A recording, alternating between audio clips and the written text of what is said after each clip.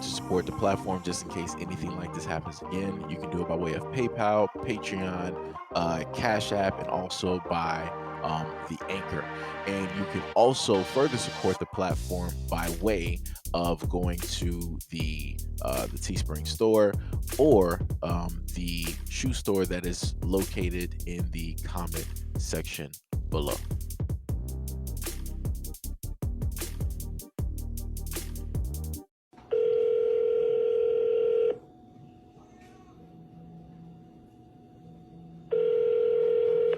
Rock Springs Academy. Hi, good morning. I was calling to see if I could be added to Class Dojo. Somehow my access was revoked. Who is this? Jasmine Cooley. Oh, okay. You're the one that doesn't talk to me, right? What do you mean? The other day in the lobby or the other week in the lobby when you wouldn't even look at me or talk to me? So you revoked my access because I didn't talk to you? Yeah, I did actually. Okay, well, I Why? need access to my children. Like, what are you talking about? Well, hold on one second, please. Yeah?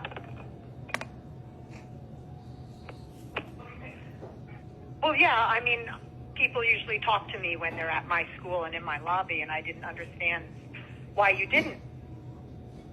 Why do I need to speak to you in order to come pick up my children?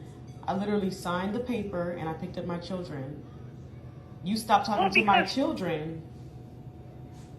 How do you feel like Nancy, this is personal by now taking? you're all talking, huh? How do you feel like this is personal by revoking my access to the children at school? Well, first of all, this is a private school, and I own it. So I can do whatever I want.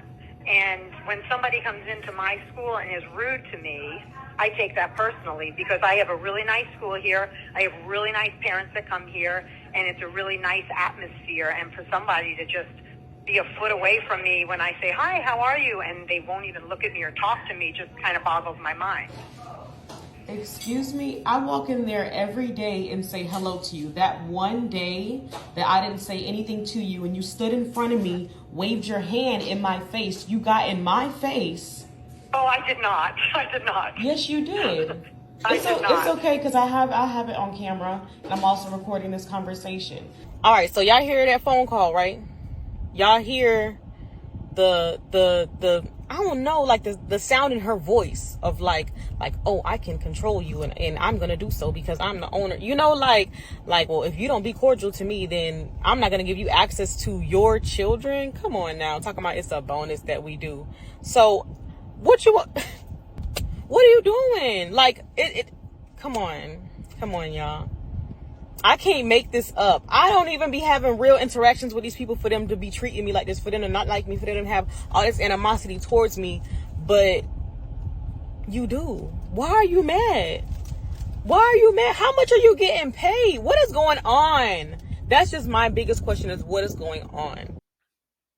So, what you were able to hear, right? And this was specifically from the recording. This is not anything made up. You were able to hear the woman on the other side of the phone, and we can all pretty much assume that she is Caucasian, right?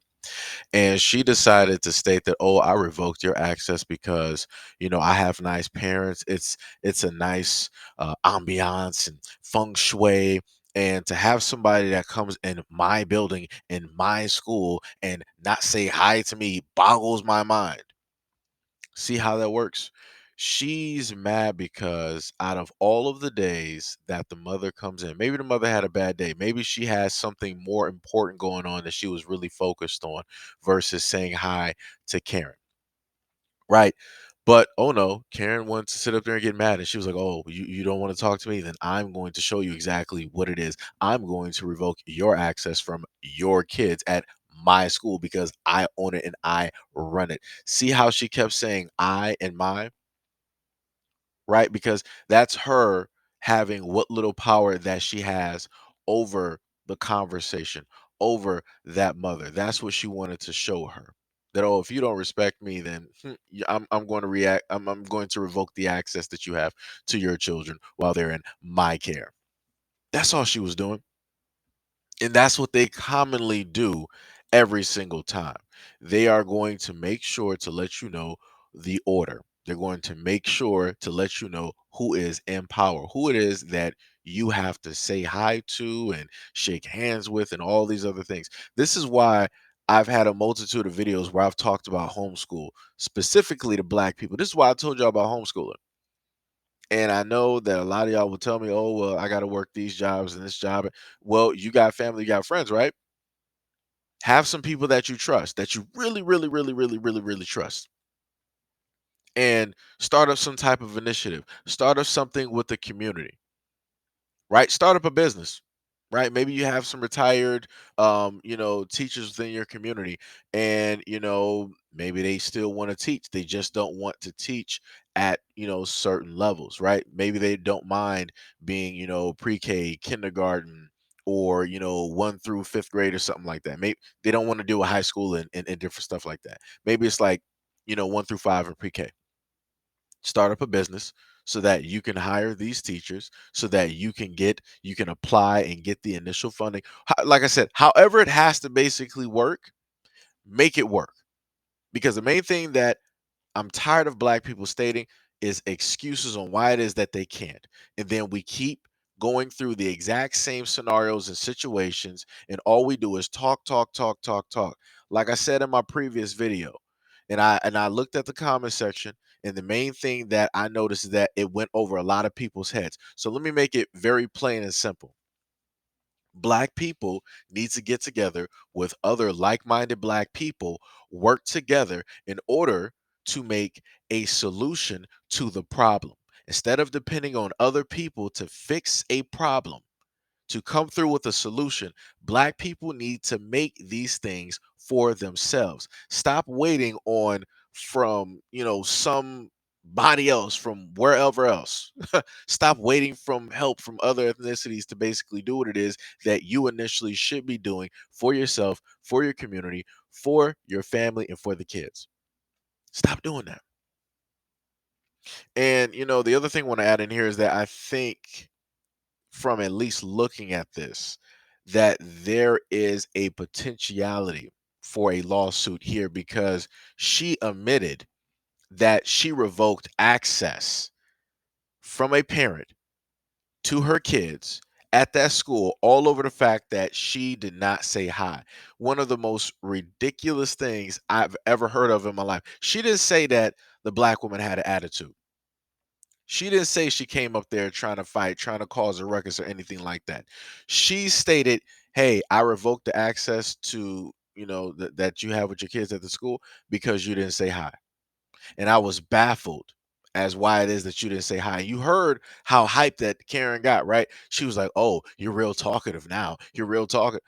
That was her hyping herself up because she really think that she did something. She really thought that she, made a move in order to really get her to talk. Like I said, this is what a lot of them will do whenever it is that they understand and notice that you don't specifically want to talk to them. If they have any type of power, any type of say so, they're going to do things like this in order to get you to interact with them, because you don't necessarily want to interact with them whenever it is that they want you to interact with them. Like I said, it's completely crazy. The parent's job is to come there, drop off the kids, and to come back and pick up the kids. The parent doesn't have to say hi to anybody. She doesn't have to acknowledge anybody. It's a pretty simple, straightforward thing. Now, if a parent decides that they want to say hi, if they want to sit up to have a conversation and entertain, those types of things, then a parent is free to do that.